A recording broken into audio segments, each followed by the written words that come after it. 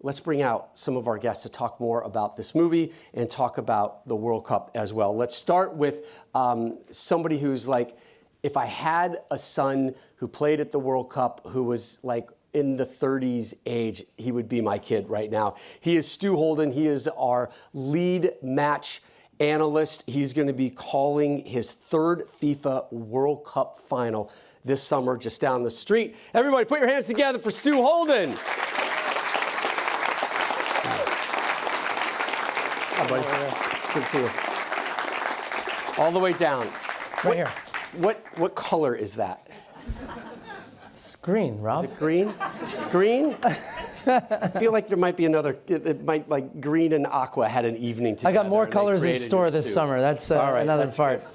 Coming up next, this is really cool. We're really excited to have him with us at Fox Sports this summer. He is Mexico's all-time leading goal scorer, a three-time FIFA World Cup competitor. He's got a World Cup legacy in his family, in his DNA. He is making his broadcaster debut for Fox this summer. One of the greats to ever play the game, Javier Chicharito Hernandez.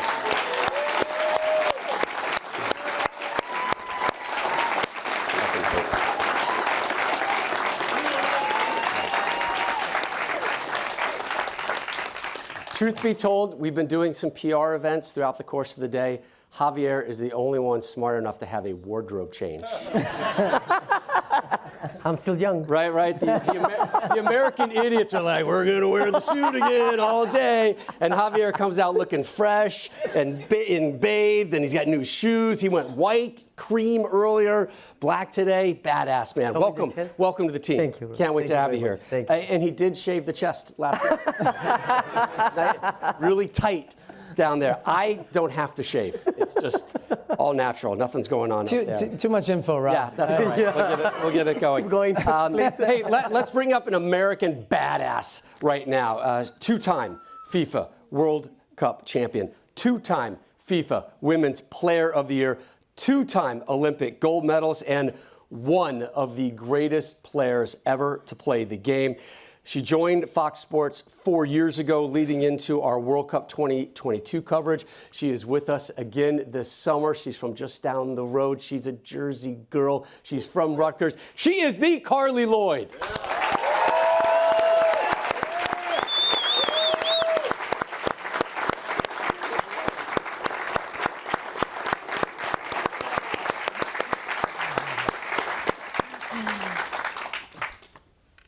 I don't want to give anything away, but Carli's pregnant. Had a few too many burgers. That's what happens when you get away from the field. All right, we have one more seat remaining. You've just listened to him and looked at him for the last 90 minutes. He's one of the most recognizable names and faces in all of American soccer. He is a dear friend of all of ours. He's a National Soccer Hall of Famer. He is an icon, played at multiple World Cups. You can catch his podcast, The State of the Union, as well, should you want to. He's probably creating some new music in his hotel room right now. Please welcome Alexi Lalas, Palooza!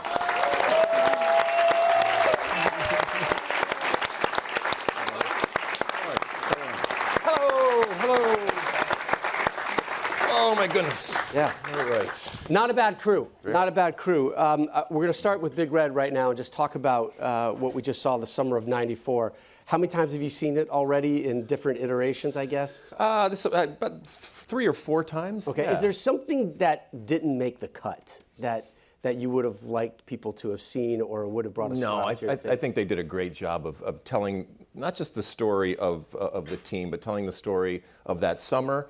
And obviously wrapping it in the 90s. I look out, some of you were around, some of you weren't, but for those that were around, if you know, right? What the 90s were. And even if you don't know anything about soccer or this team, I think that kind of trip down memory lane and that nostalgia, it hits. And if you weren't born, you'll notice that some of the fashions are back, so everything's cyclical, right? So it was fun, but I don't think anything is on the cutting room floor that I can remember. But there's a lot of stories. I will say, as good as this documentary is, the documentary about making this documentary, now that is crazy. So it takes a village, as they say.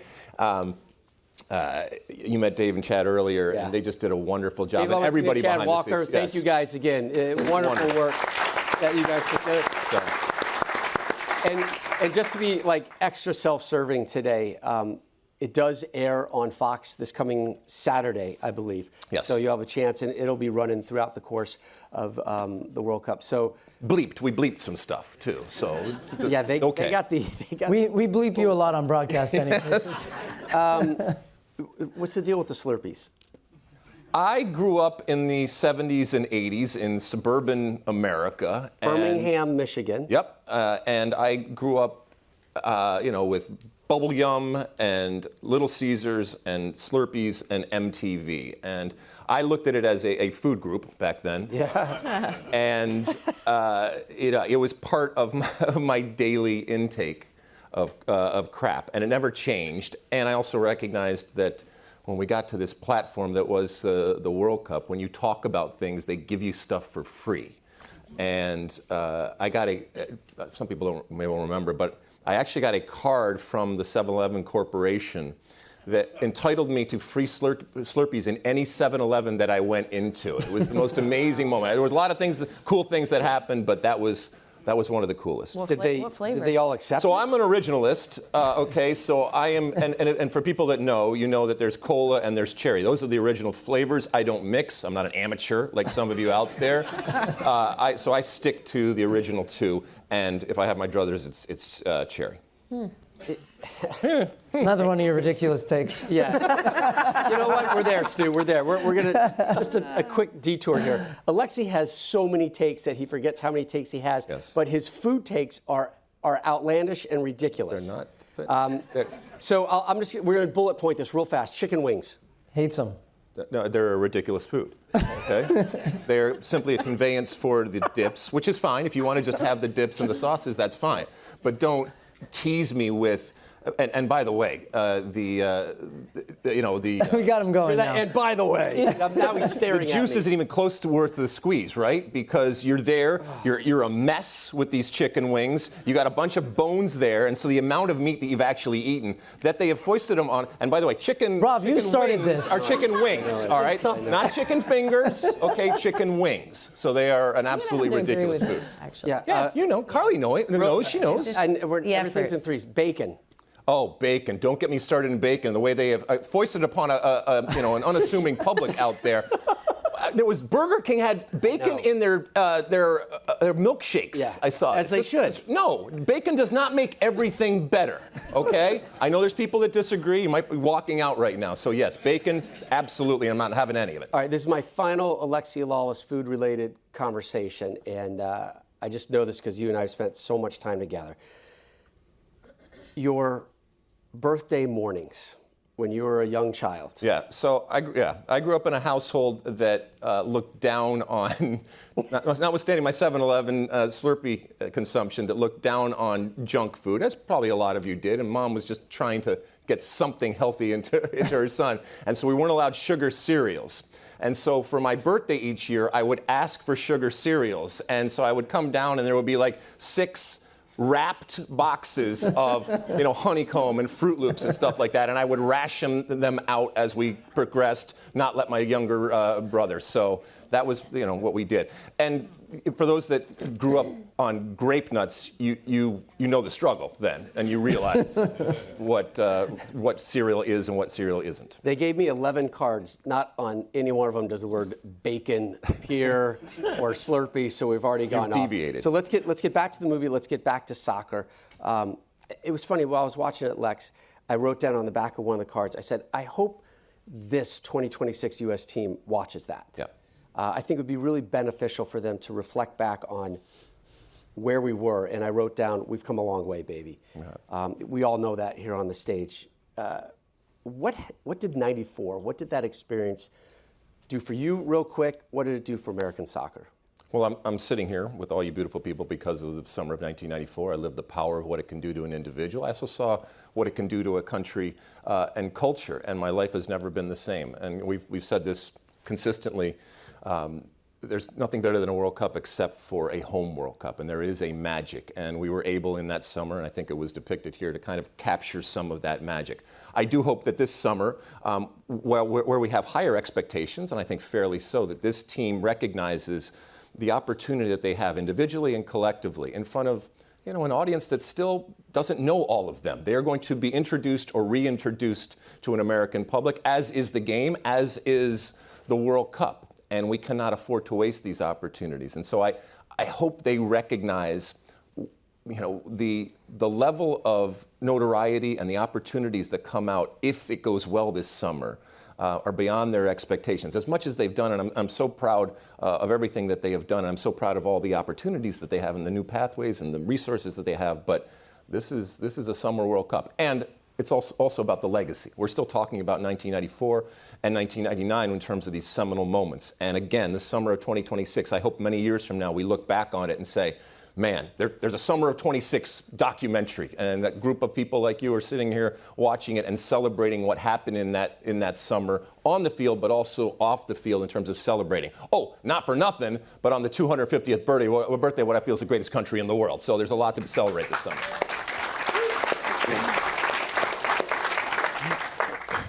He's never shared that sentiment with us before. All of this is fresh and new. Stu, let's go to the end with you here. Let's talk about this actual edition of the World Cup. Just real quick, some bullet points on why it's going to be unique watching it on television, and what the viewer and what the fan out there should really expect from what this World Cup will be. Yeah, I had the opportunity to watch the documentary in Austin for the first time at one of the screenings, and I remind Alexi of this a lot. I was 9 years old in '94. Right. So, he was playing soccer. But what struck me coming out of that was really where soccer was in this country at that moment. We had no professional men's league, no professional women's league.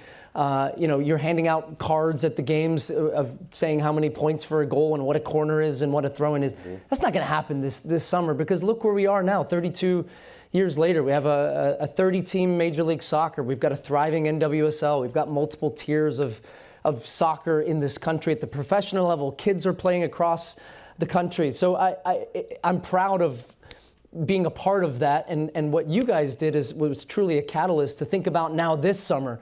I have two kids. I have a 10-year-old daughter, 5-year-old son.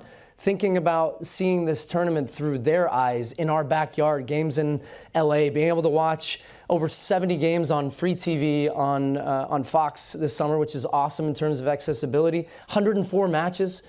It's crazy to think about how much this tournament has grown. How many players now have the opportunities to play in these World Cups? And it can't be stated enough just of what that does for a kid to watch a game in the United States with the best players in the world and think, I can do that. And now you can do that in this country. You couldn't do that before. I mean, I asked Alexi after the documentary, I raised my hand in the audience, and I asked how much money these guys were making during that. And I think it was $12,000 for, if you made the team. They were on per diem.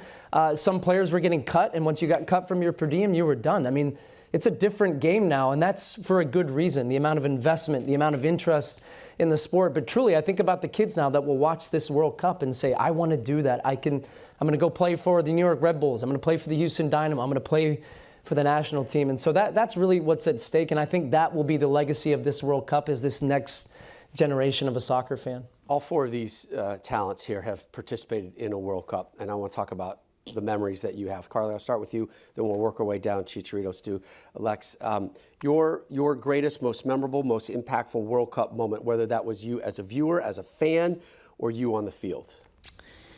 Well, I got to touch on three.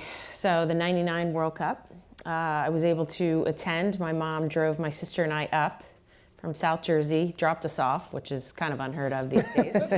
Got to watch the game, and just for me, I didn't have a lot of live female role models to look up to. Soccer obviously wasn't big back then. I was a big fan of the '94 Men's World Cup team. I was 12 years old then. But being able to be there in that moment at the '99 Women's World Cup just ignited a dream for me. Seeing them standing out there with their names on the back, the jerseys, singing the national anthem. And then, you fast forward to 2015 World Cup. For me, that was one of the most special ones. Fox came in, they took a a huge gamble on a Women's World Cup. Very thankful and grateful for that, because what we did in that moment, the coverage that Fox provided, the stories that were told, the support, I don't think that our lives would have changed that drastically, A, if we didn't win, and B, if Fox wasn't covering the World Cup. My life changed forever. Just like Alexi talks about the 94, 2015, I guess I did have to bang in a few goals then, and our team Hat trick in the win. final. But yeah, it was just it was an amazing moment, and I look at this men's team for this summer, the opportunity. I mean, that was my closest feeling to being able to play in what felt like a home World Cup in Canada. We had fans there coming from all over the place, the support. It's an unbelievable opportunity, and the legacy. Talk about the legacy. People are still people are probably still talking about you from being on TV, but a little bit from the soccer field. But the legacy that carries on for these World Cups is just tremendous. And then I did get to go to the 2022 World Cup final and watch that epic game. So as a fan, it may be my only final I'll ever get to attend, but there's nothing better than a World Cup. Chicharito? Indeed. Well, for me, that tournament, it's very special. I come from my grandfather who played in 1954. He scored a goal against France. Then my dad was involved in the squad in 1986. Then thankfully, I played for 3 more World Cups. So in my family, this tournament was always an objective and obviously something that we all can talk about it, no? And it's not very common in a family. And then a part of that, I have 2 moments. One, it's the World Cup of 1998, because my idol, Ronaldo, the phenomenon, when he was playing that tournament, he was the best player in the world. Plus, he was wearing these boots that they were very kind of special. And I remember that one day I hope to wear or have a boot for myself, because I knew we was saying R9 and all of that. So that's a very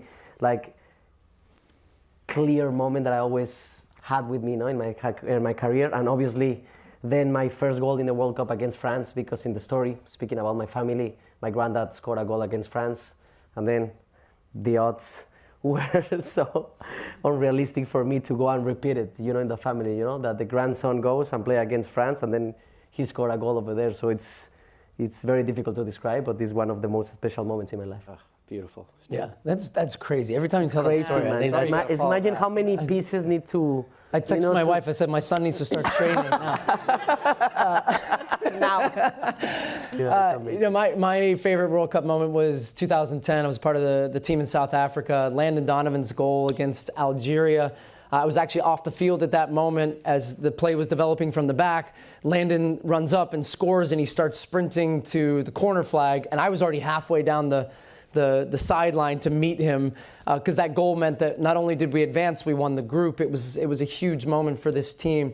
But yeah, we had this really slow-mo movie type moment where we're both coming on a head slide to each other at the corner flag, and we met with an embrace, and then the team jumped on top, and it was a really surreal celebration. Everybody blacked out. We get back to the hotel that night, and Bob Bradley, our coach, we dubbed the different generations of World Cups. This was the Internet World Cup. It was the first time YouTube was really kind of a thing.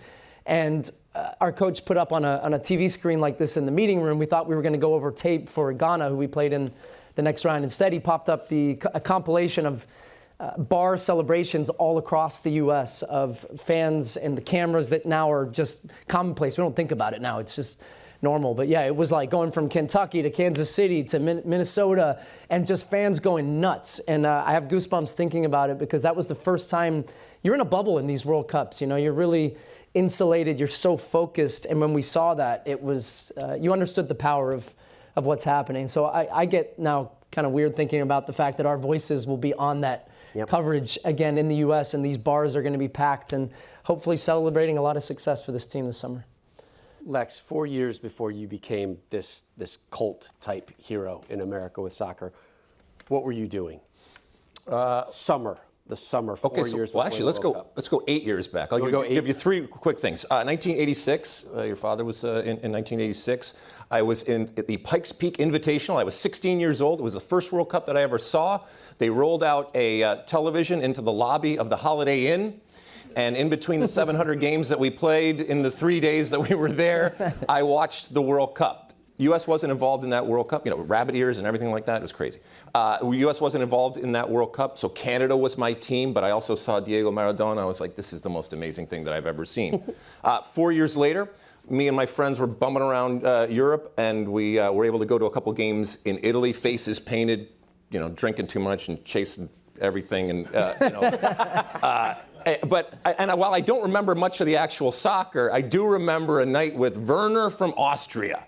And that goes to the interactions that a World Cup can produce from people that you would never meet otherwise. And so I remember vividly, I actually have a picture of me with this big, happy Austrian guy just screaming and yelling and then not knowing that 4 years later, to your point, I would be playing in a World Cup. I've told this story just to give people perspective on what the world was like back then. A couple weeks before the World Cup, got on a plane, sat in my middle seat in economy with the national team, which is what we did. Sat down next to an older Southern woman. We struck up a conversation. She saw us all in our polos or whatever. She said, son, what do you do? I said, well, ma'am, I play soccer. She said, son, what's your job? I said, well, ma'am, I play soccer. And she said, son, how do you make money? And I said, well, ma'am, I play soccer. And 2 weeks later, I'm in front of 1 billion people. And just to give you some perspective on how far we have come and some moments there from World Cups. I think we all touched on something, too. It's more than just the sport. It's the coming together. It's this bonding. It's this being together. My '94 World Cup was getting in a car and sweet-talking some lady to drive from Albany, Georgia, down to Orlando, Florida with me to take in Belgium, Saudi Arabia. She became my wife. On our honeymoon. Wow. On our honeymoon. I didn't know I took her to a soccer game. Yeah, in Florence to see Batigol. And Batigol scored in Florence. Wow. I'm like, you thought it was really, really it's cool. a really good honeymoon. It's gonna be a fantastic marriage. Still married. Still married. Happily married. Chicharito, I want to ask you this: for the folks, everybody here who doesn't quite understand, what is it like to represent your country, to walk on that field at a World Cup game, to hear that national anthem, and to be playing for millions and millions of people back home? I think it's the chances for any, let's call it, because of course I'm Mexican, for any Mexican to play the World Cup are minimum. It's very difficult to get there. So the steps that you need to follow through to get called up to a national team first, to have a debut over there, it's so hard. But then to be in the squad of, let's call it now 26 players, to be called up, it's insanely difficult. So all of that, you take it in that moment, and it's more, or you take it in as a motivation and as a proud moment to say, it cost me so much to get here. I deserve this, and let me just represent my country in the best way possible. Or you go the other way around, that sometimes it happens. You feel all the pressure.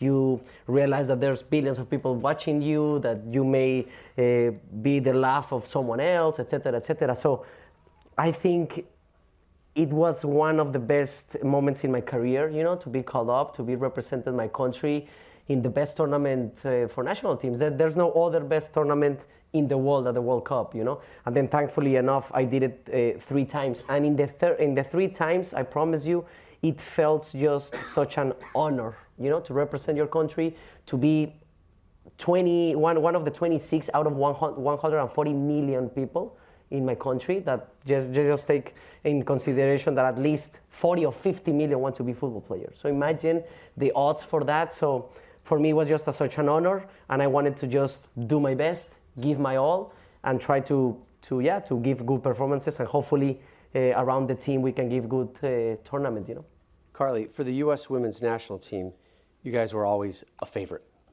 You were expected to win, certainly back home. Could you enjoy anything about the World Cup with those expectations, internally and externally? Gosh, I mean, when I look back on my career, I don't know that I fully enjoyed anything, really, because you do to a point, but the level of focus that is needed to perform at that level with those expectations, with the pressure, it's really hard. It's incredibly hard. I mean, I feel really good about myself. I've got no pressure in life now, and it's just like you're relaxed. And don't get me wrong, I love the pressure. For 17 years, it was constant pressure, day in and day out. And there's no greater feeling. My first World Cup in 2007 we had a really good team. We had Christine Lilly, Abby Wambach, of course, and it was an epic failure. We went home winning third, didn't do well, got killed by Brazil 4-0. Them playing in the third place game, and it was really difficult. And then we go 2011, we make it to the final, and we think it's our time and our chance, and it wasn't. And then 2015, I can't say that I enjoyed it. I mean, I was not in a good place during the group stage, not performing well from an individual standpoint. Our team wasn't performing well, and social media is around, and you just kind of go into this hole of, not feeling good about yourself, and it just takes one moment. And, my individual moment was in the knockout round against Colombia, that World Cup. Abby Wambach actually stepped up, take a PK. She missed. We get another one, which the odds of getting another one in a World Cup is pretty low. She hands me the ball. And, I don't know if she's ever heard me say that, but, say this, but that was a pivotal moment for me as an individual, because I stepped up, I took the penalty, I made it. And from that point on, I scored in every match until that final game. And that was a huge turning point for me, along with, some other yellow card suspensions, formation changes. But it's hard. It's hard. I'm sure you guys can attest. It's hard to enjoy. What you enjoy is you enjoy standing on top of that podium at the end. And that is what you play for. And then you enjoy it looking back afterwards and, reminiscing on those good times, hard times, but the times that were worth it. I want to be respectful of everybody's time. Are we cool if we keep asking some questions and have this conversation? We're good? Nobody needs to run out and hit a date or something like that? Okay. All right, good. I will pick up the pace a little bit here. Stu, start with you. Let's talk about the U.S. men's national team. What is the ceiling for this team? Be realistic. Like, hey, don't take off your red, white, and blue glasses or whatever. Be like, hey, man. Why is everybody laughing? This is as good as it's going to get if everything goes well. Yeah, didn't you see our Fox commercial, The Impossible Dream? Yeah. Dream to believe. It's interesting hearing Carli talk about that pressure, because somebody asked me recently, as part of an interview, what would be some advice you would give to Christian Pulisic and these guys that are standing out there? And it's so easy from our position. I haven't made a bad pass in 13 years since I retired.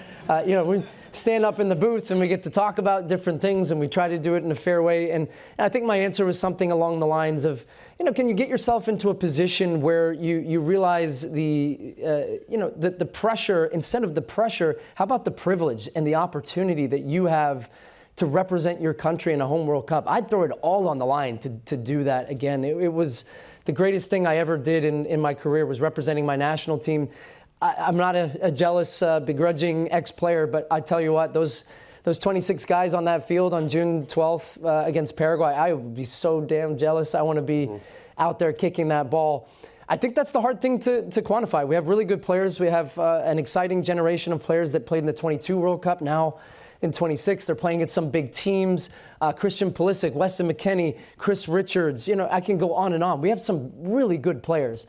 The question is can they harness the power and the beauty of the home World Cup like Alexi's group did? And actually, Alexi told me something interesting for the first time ever.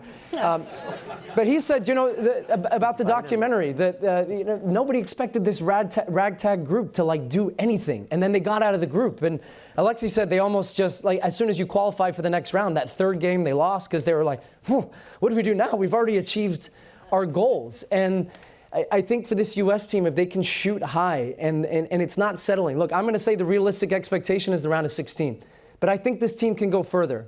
But it's whether they believe they can go further and whether they can come together as a team. They could do something special. They could easily get to a semifinal.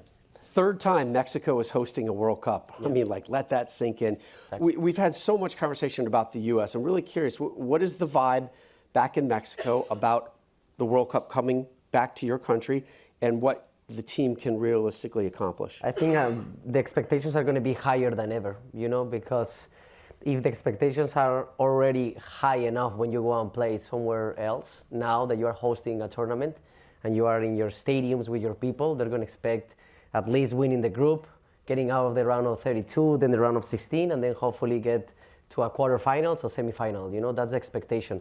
Realistically, we want to get over this famous fifth game. You know, we want to get to the quarterfinals. But then, like Stu said it, you know, I hope that all the country and the Mexican players can believe in themselves, and they can realize that regardless how good or how bad you did before you came here, you have an amazing opportunity to represent your country, to be in the biggest stage, and just create amazing moments, and hopefully, like Carli did, be in the podium. You know, that will be amazing for my country. The big storyline 4 years ago in Qatar was, you know, getting that elusive World Cup title for Lionel Messi. It happened to work out the way.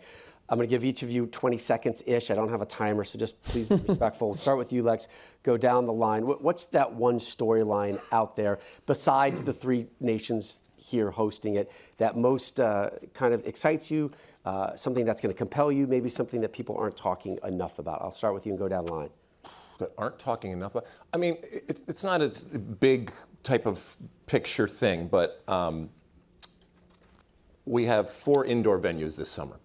All right, we are playing in a summer, and I don't need to tell anybody here that a summer in the United States is hot. It's going to be hot. Atlanta, Houston, Dallas, and Vancouver.